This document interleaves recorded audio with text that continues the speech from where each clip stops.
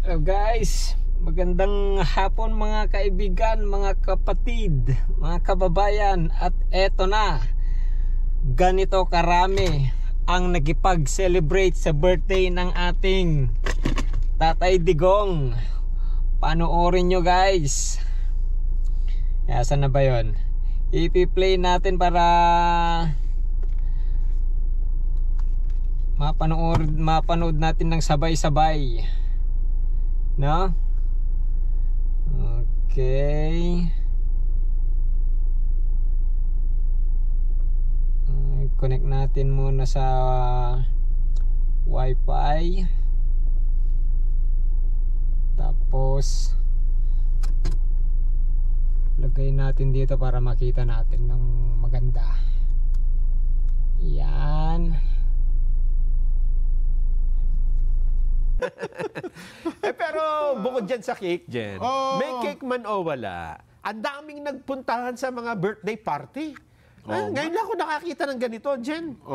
Birthday ng isang tao na siguro hindi nga sila kilala eh. Totoo. Pero nag-celebrate sa iba't ibang panig ng mundo. Sabi nga ni si Bastibayo, si Pulong nagsabi, kung ito po malalaman ni Pangulong Digong, mapapagalitan tayo eh. Bakit? Bakit daw? Kasi sabi niya, ayaw ni Pangulong Digong na ganito. Alam niyo ba niya, sabi niya sa karanasan ko, kapag kasi Pangulong Digong nagbe-birthday, magkukulong yan sa kanyang kwarto, bubuksan ng aircon, papatayin ng ilaw, doon lang siya mag-stay sa kanya. Ganun daw niya sineselebrate ang kanyang birthday.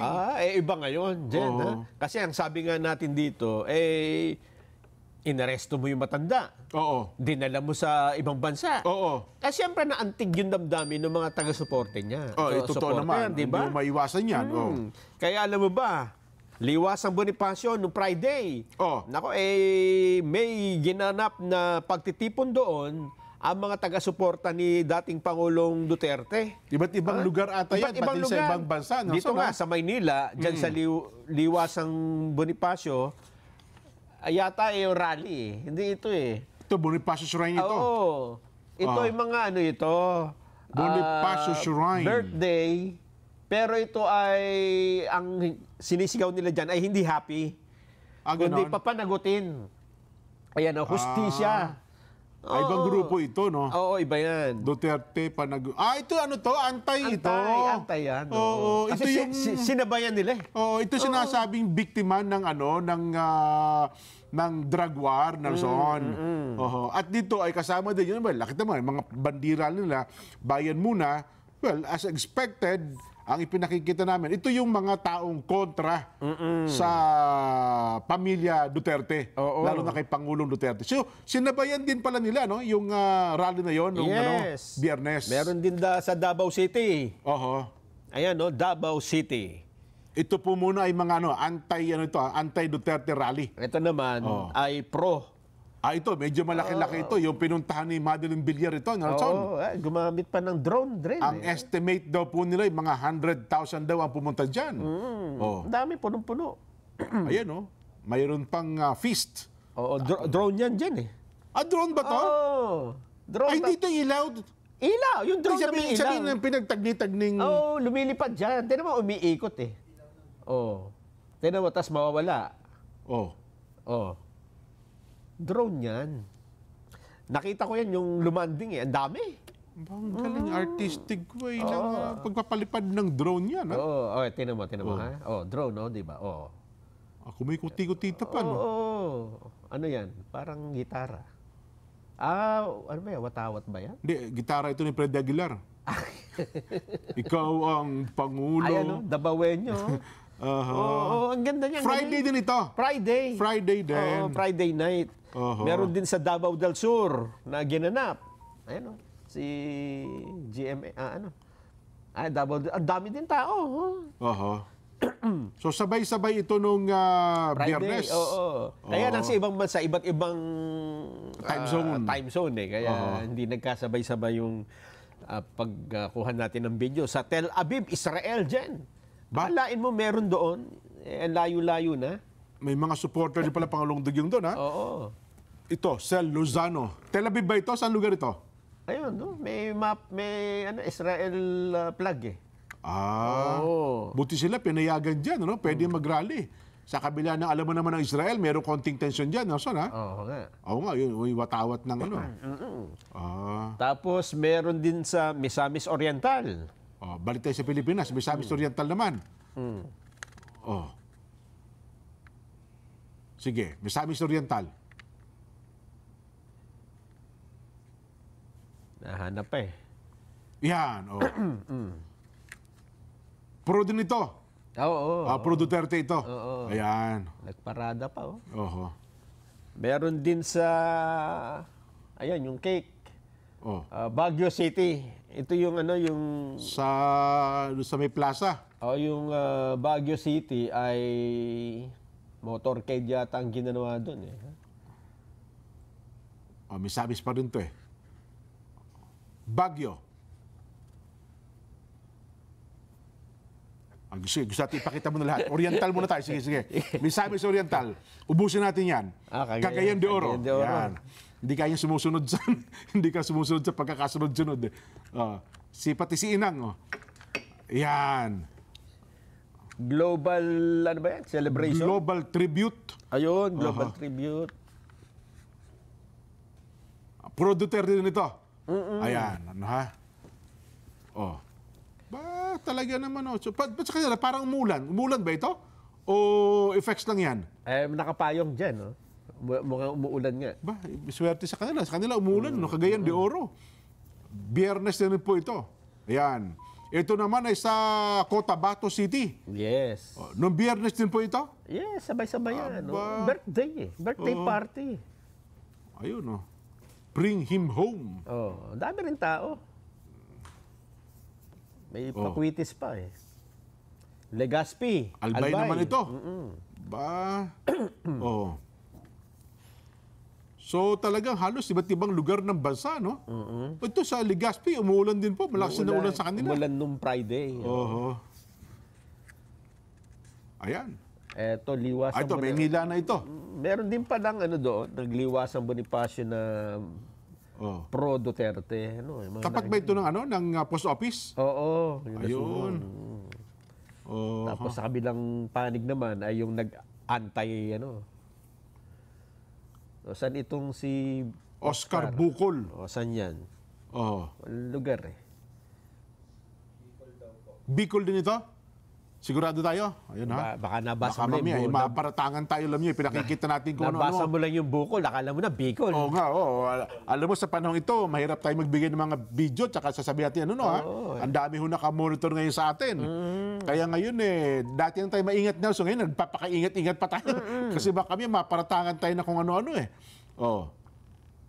Dami rin sa Bicol, mga mga ilang estimate niyan, So ito yung nakiselebrate din sa birthday ng dating Pangulo Duterte, Nelson. Grabe, no?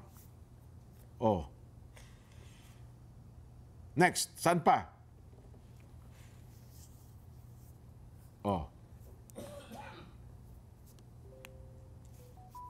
Mapering.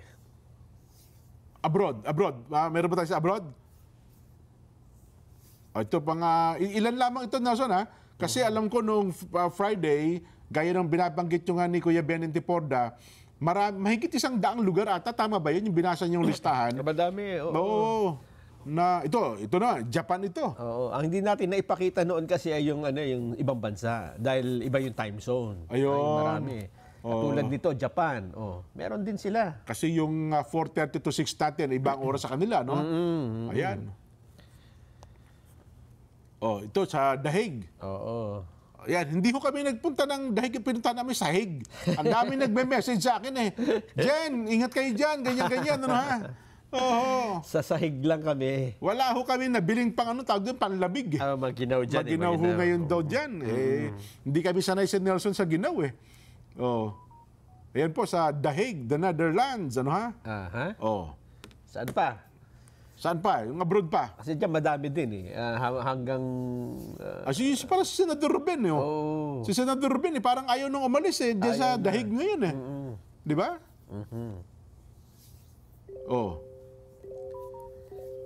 Gaano layo niya sa Amsterdam, yung Dahig na yan? Medyo malapit-lapit lang. Malapit-lapit nata sa Amsterdam, Aba, ayun. Ito pala. Akala ko wala na. Athens, Greece pala. Yan. Sa Athens, Greece naman. Kaya, ang napansin ko dyan, Jen, sa dami na ng presidente dumaan, meron pa kang presidente, napatalsik din di ba? Oo. Pero hindi siya naging... Hindi ganyan Walang naging ganyan na reaksyon, Jen. Ano, nag-birthday yun o anuman. O kaya nagprotesta. Wala pang nagprotesta ng ganyan para sa isang ibang lugar. Ibang klase talaga. Well, aminin man natin hindi. At ako sa tingin ko, sabihin kahit mga anti-Duterte, aminin man nila hindi sa kanilang kalooban, ibang klase kasi talaga yung karisma nung Digong Nason. At lalo ngayon, sa nangyari sa kanya, again, aminin man nila o hindi, Nason, magpakatotoo, real talk lang tayo. Baka sabihin nila, hindi, kay dalawa, napaparatangan tayo Nelson, sabi, akala para tayo DDS Hindi po, kami ho ay naglalahad lamang ng factual na pangyayari sa iba't ibang lugar, lalo na po sa mga kaganapan sa bagay na ito. Kasi sinasabi ng iba, ito hindi nilalabas na ng mainstream media. Yan, mga nasa social media. Kaya nilalabas natin lahat halos, di ba? Again, lahat ng kakayanin natin. Gaya nga na sinasabi natin, Nelson, ito po, puro, kayo na, nauna nating ipinakita rin sa kanila, kasabay niyan, meron din ho namang nagsagawa ng rally kasabay ng kanyang birthday na sinasabi mga biktima naman ng drug war ng dating Pangulong Rodrigo Duterte, Nelson. Ayun nga. Isa lang ako, kinalulungkot ko lang dyan, yung nangyari sa Qatar, Nelson. Narinig ko kayo na yung interview kay Yusek Vega ng DFA. Umaabot pa lang lahat sa 19 yung nakulong. Yes. Dyan kasi sa Qatar, napakahigpit po ng gobyerno nila dyan sa ganitong mga pagtitipon-tipon. Basta Middle East. Yes. Qatar, Saudi. Pero yun nga, ang paalam daw ata nila parang isang gathering lang na pinayagan naman daw sila Ang naging dahilan nung pagkakahuli, meron silang mga placards na kung ano-ano.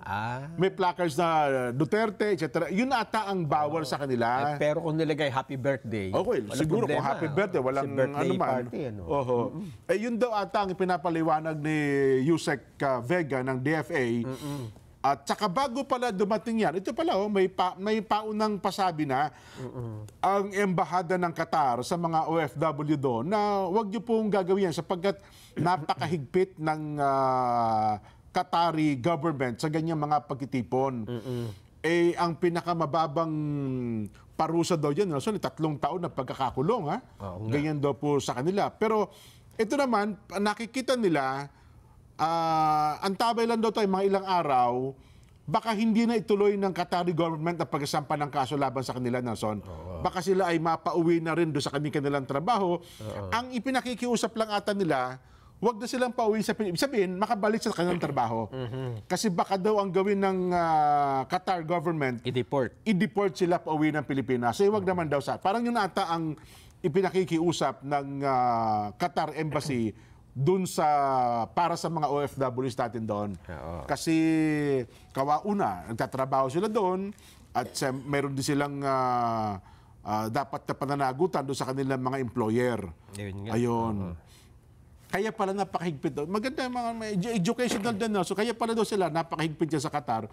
Ang Qatar government pala, kanilang mga mamamayan pala dyan, halos 80%, Nelson, hindi na nanatili sa Qatar. Ibig sabihin, sa 100%, 80% ng Qatari, wala doon sa kanila. Karamihan pala ng mga nakatira doon, mga trabahador, kung ano-ano. Kaya kung papayagan daw nila yung ganyan mga kilos protesta, hindi magiging president daw yan at magiging malaking problema sa kanilang bansa kung papayagan nila ang ganyan mga bagay na mga pagkilos. Ayun. Sana po naman, sana. Kasi handa naman daw po yung ating Philippine Embassy sa Qatar na tulungan itong mga OFWs ito. Sa kabuuan daw po ay 19 yung mga actually hindi naman daw sa detention facility kundi dinala lang sila sa police station. At sila ay hindi nga raw kinulong Parang stay lang sila hindi sa loob ng kulungan kundi sa opisina police station lang. Kasi hindi sila tinatrato na gumawa talaga ng isang mabigat na kasalanan, Nelson. Yun ang paliwanag po ni Yusek Vega. Doon sa 11, 3 ay minor. Yes, oo. Tapos pinalaya. Meron na atang may ilang babae, karamihan naman daw ay mga lalaki. Ang pinakikiusap daw ata nila doon, kung sila ay patatawarin, wag nang ipa-deport sa Pilipinas, kundi may pagpatuloy yung kanilang trabaho doon sa Qatar. Mismong si Pangulong Duterte dyan, may kahilingan sa kanyang birthday. Ha? Ganon? Oo. Sayang tapos na anong Kahilingan niya ito sa mga supporter niya. Hindi ba sinabing yung kamuting kahoy, kumantantahan nyo nga ako, walang ganon sinabi? Pumunta muna kayo rito. Ako, hindi pa Baka sa susunod. Ang sabi po ng dating Pangulo, hinihiling ko sa mga supporter ko na wag na kayong magsalita ng anuman tungkol sa aking kaso sa International Criminal Court. Okay. Ito po ang ipinahayag ni Vice President Sara Duterte nang humarap sa mga supporter doon sa The Hague. Okay. Sabi niya, mas mainam daw hayaan na lang ang kanyang abogado at ang ICC na mag-asikaso sa usapin. Naintindihan ko rito ang dating Pangulo dyan Kasi maaring humili nga sila ng interim release. Okay. Diba? At dun sa interim release, ang isa sa kondisyon niyan ay una, wag kang magsasalita ng anuman tungkol sa kaso mo. Oo. Wag kang magpapahayag din na kahit yung mga testigo ay wag mong kakausapin. Parang yes. So, diba? Minsan natalakay ni Kong Dante yan. Pwede naman daw pala yun. Yun nga. Pero dapat may mga kondisyon. Yung kondisyon na yun, dapat ay susundin mo. Yes. Oho. Kaya palagay ko, ito ang isa sa naisip niya na para payagan ako, dapat ganun din yung mga supporter ko. Ha? Hindi, dapat na lang tayo, wag na tayo magsalita. Oho. Pahayag ni BP Sara, kung gusto ninyo ipahayag ang inyong pagsuporta, kung gusto ninyong ipahayag ang inyong galit na nararamdaman o kung kasiyahan na nararamdaman, sabi niya, wag natin pag-usapan ang kaso. At huwag natin pag-usapan kung ano yung nangyayari sa kaso. Lalong-lalo na pagdating sa mga complainants o reklamo na nandyan sa loob sa International Criminal Court. Ayun. May dagdag pa ito wala na lang dito sa script dyan. Oo. Ang sabi niya, kung gusto nyong magpahayag ng pagsuporta sa akin, iboto nyo na lang yung aking mga kandidato sa pagkasenador. Abay, tama naman. Kaya Kaya pala ang sinabi daw niya kay Kuya BG, importante manalo muna kayo. Ayun. Huwag niyo muna akong puntahan dito kasi maaabala yung unahin niyo muna, manalo muna kayo. Tapos sabi naman kay Kong Dante, ikaw naman mananalo ka na. Huwag ka na matakot.